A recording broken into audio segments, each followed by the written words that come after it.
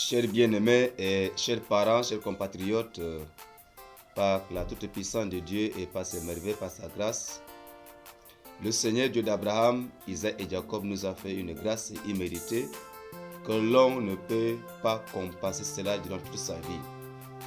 Il va de soi, pendant des périodes et pendant des jours, les hommes se sont pris une bonne table, ils ont tenté à causer, à se dialoguer, à avoir une conversation sur la personne de Jésus-Christ.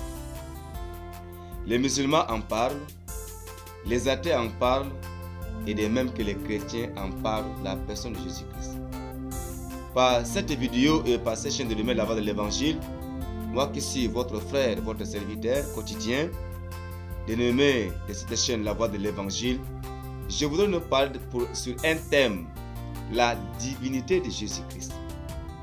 Jésus-Christ a-t-il une divinité? C'est la seule thématique ou la seule question. Le monde s'impose, le monde cherche à avoir une connaissance élargie, comptée sur la personne de Jésus-Christ. Mais je compatis, mes chers bien-aimés dans le Seigneur, Jésus-Christ, avant qu'il ne soit arrivé sur la terre, Dieu créa sa parole. Dieu créa sa parole. C'est partant de cette parole que Dieu va créer tout ce que l'humanité conçoit aujourd'hui.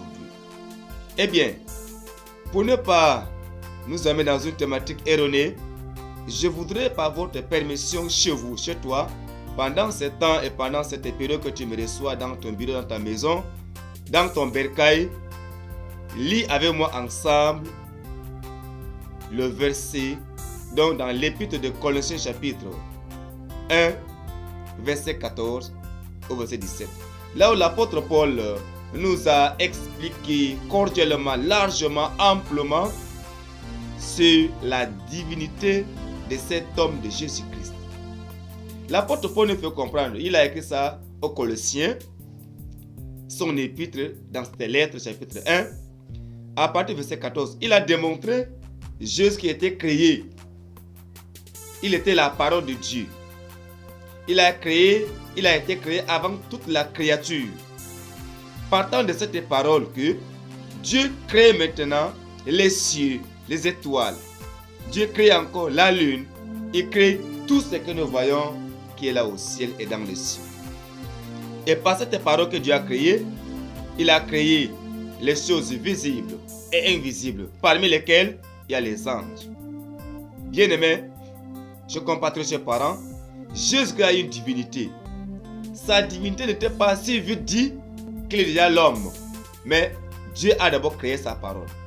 Cette parole, dans les cieux, a été créée par Dieu et partant de cette parole que Dieu a créé d'autres créatures. La raison pour laquelle, dans le livre de Genèse chapitre 1, Genèse 1, à partir du verset 1 jusqu'à la fin, Dieu créa les cieux et la terre. Dieu dit que la terre soit, la terre fut. Que la mer soit, la mer fut. Que les océans soient, les océans furent. Autant que Dieu parle, la parole de Dieu exécute à la lettre aux recommandations de son Créateur Dieu. Donc, Jésus-Christ a une divinité. Il n'était pas d'abord chair, il n'était pas le Fils de l'homme, il était la parole de Dieu. C'est la raison pour laquelle, mes chers compatriotes, je voudrais vous faire comprendre que par cette chaîne, de nommer la voix de l'évangile, autant de choses que les hommes autour d'une table, les musulmans, les chrétiens, les athées, et même que les païens, en discutent la personne de Jésus. Cet homme que je l'ai connu et que je continue à être son témoin, partout où le Jésus se fait sentir, Jésus a une divinité. Il n'était pas seulement le fils d'un homme, naquit d'une femme, mais Jésus était la créature qui a été créée avant toute la créature. Partant de cette créature qui était la parole de Dieu, Dieu crée maintenant d'autres créatures ou d'autres créations.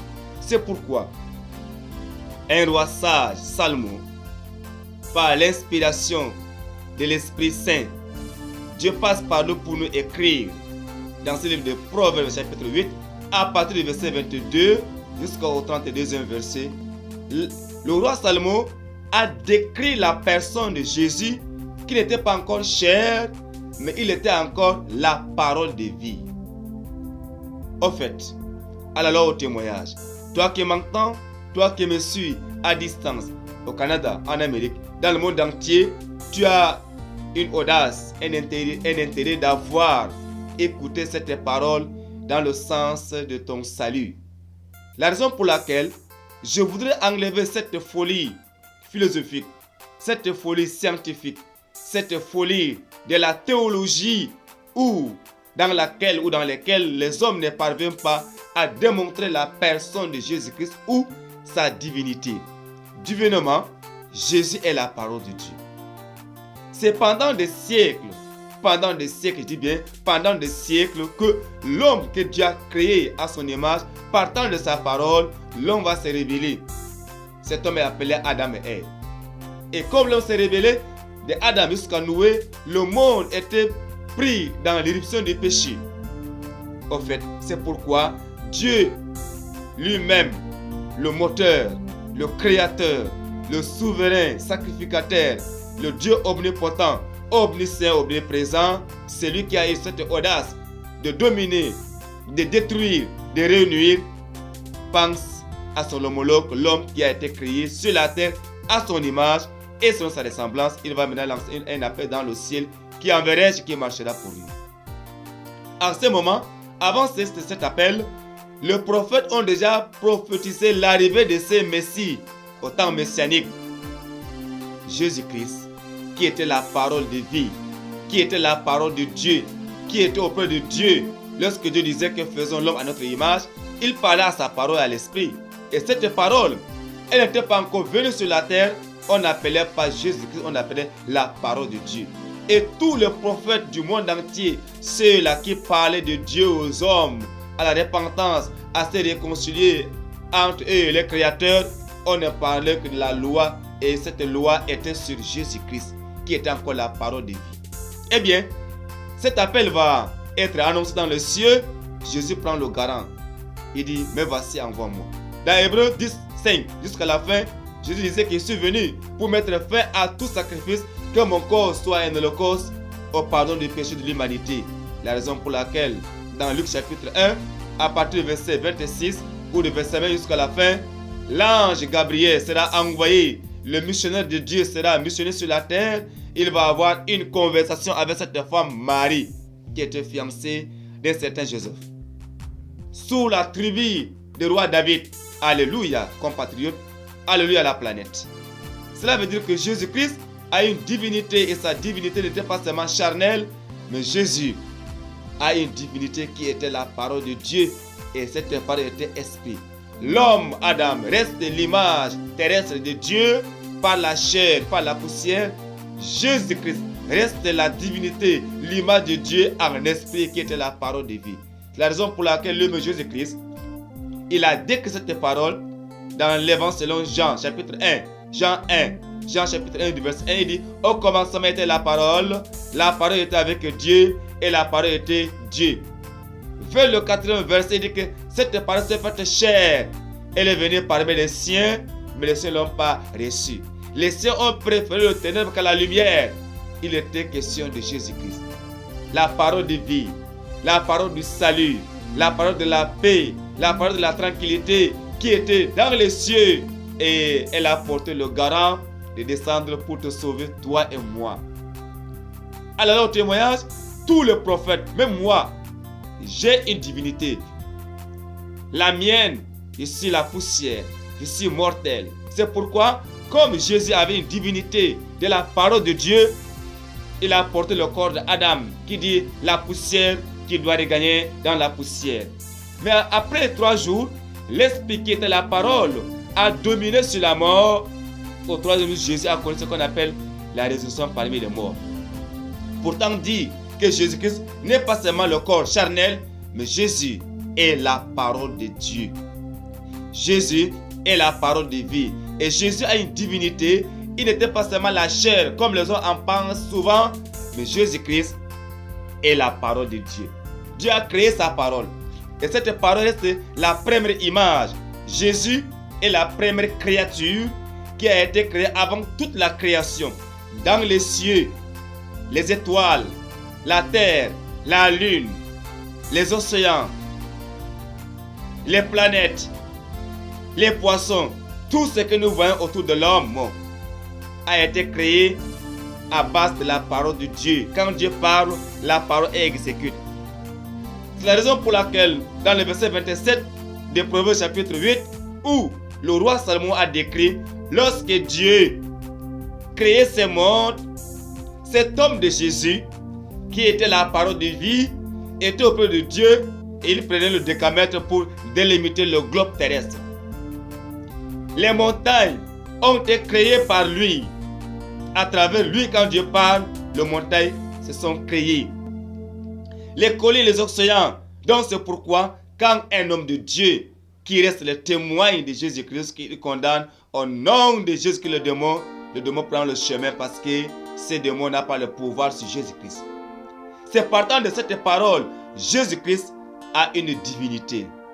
Pasteur, évangéliste, apôtre que tu es, prophète que tu es, tu sois un imam, un marabout, un démoniaque, tu es dans une secte, tu dois comprendre que Jésus-Christ, que je l'ai connu et que certaines personnes l'ont connu avant moi, il a une divinité. Sa divinité, Jésus est la parole de Dieu. Cette parole s'est faite chair pour sauver la deuxième personne de Dieu qui est homme, Adam, qui veut dire la poussière. Ève, la mère de tous les vivants. Comme Adam a été créé à l'image de Dieu, il a perdu cette quête de la paix. Il a perdu son pouvoir. Adam a pris le pouvoir que Dieu l'avait doté. Il a vendu sa âme à son ennemi, le diable. Maintenant, la mort est venue. Les difficultés sont venues. Les intempéries de la vie sont déjà arrivées. Mais pour que l'homme ait maintenant une réconciliation, la paix entre lui et son Créateur, il faut passer par la première personne, l'image de Dieu en esprit, Jésus-Christ, qui descend et il prend ses métaphores de la chair, une naissance d'une femme vierge, Marie. Mais ce n'est pas une naissance par de cycle périodique, soit par un spermatozoïde d'un homme. C'est un esprit, une ombre d'un esprit, le mystère de Dieu qui a rempli le corps de Marie. Et Marie va engendrer la parole de vie dans l'humanité pour que tout homme qui accepte Jésus ait la vie éternelle pour son salut, son âme. Alléluia. As-tu connu cela, mon cher compatriote? Tu es là avec ta Bible, mais tu ne connais pas encore la personne de Jésus. C'est pourquoi, quand l'on parle de Jésus-Christ, il faut avoir des sourires sous tes lèvres. Il faut être content parce que Jésus est la parole de vie. La raison pour laquelle il dit à Thomas, dans Jean 14, du verset 6, il dit, je suis le chemin, la vérité et la vie. Nul ne vient au Père que par moi. Cela veut dire, il est le chemin, mais il n'est pas l'air de chemin. Cela veut dire, il a une divinité. C'est lui seul qui réconcilie l'homme qui est Adam. Tu sois petit fils d'Adam sans passer par Jésus-Christ. Non, tu n'as pas la vie sauve. Tu peux être un musulman, un athée, un philosophe, un chrétien, mais si tu ne connais pas Jésus comme le Fils de Dieu et il a une divinité qui est la parole de vie, c'est que ta croyance elle est morte en elle-même. Compatriotes et chers bien-aimés, Jésus-Christ, le Fils de Dieu, a une divinité. Sa divinité est que de donner la vie sauve, la vie d'éternité à l'homme. C'est pourquoi Dieu a créé ces choses partant de sa parole. Jésus-Christ n'était pas seulement charnel, ni la chair, mais il est d'abord la parole de Dieu. Je te conseille, par cette chaîne, la voix de l'évangile, je te conseille de te ressaisir, de réfléchir. Si hier, on ne t'a pas conseillé que Jésus a une divinité, mais aujourd'hui, par la faveur de Dieu, je ne suis pas encore le premier pasteur qui parle de Dieu, je ne suis pas le dernier pasteur, je suis aussi un évangéliste parmi les évangélistes qui annoncent l'évangile du salut pour arracher les âmes perdues du ténèbre à la lumière. C'est pourquoi, chers compatriotes, je voulais te parler ceci. Si tu es tellement coincé, tu n'as pas la vie sauve, Jésus-Christ, le roi des rois, le Fils de Dieu, le sauveur des sauveurs, le docteur des docteurs, celui qui ressuscite le mort, celui qui est baptisé du Saint-Esprit, celui qui a la clé de la vie éternelle entre ses mains, accepte-le. Il est vivant, il était hier, aujourd'hui, éternellement. Il est Alpha et l'Oméga, le commencement et la fin, le premier et le dernier. Jésus n'a pas un passé, il n'a pas un présent. Jésus est celui qui suit, c'est la parole de vie. Compatriotes et frères, j'aimerais te faire comprendre ce passage que souvent tu as ignoré, que j'ai vu des hommes en discuter sur la table du Seigneur disant que Jésus est quoi? Quelle est sa divinité? C'est vrai, c'est une femme qui l'a engendré, c'est une femme qui l'a conçue et elle a naqué sur la terre, mais il était esprit. Jésus est la parole de Dieu, il est esprit. Lorsqu'il allait au ciel, il venait maintenant en esprit habiter dans la vie de ses apôtres. Bien-aimé dans le Seigneur, Jésus-Christ est le Fils de Dieu.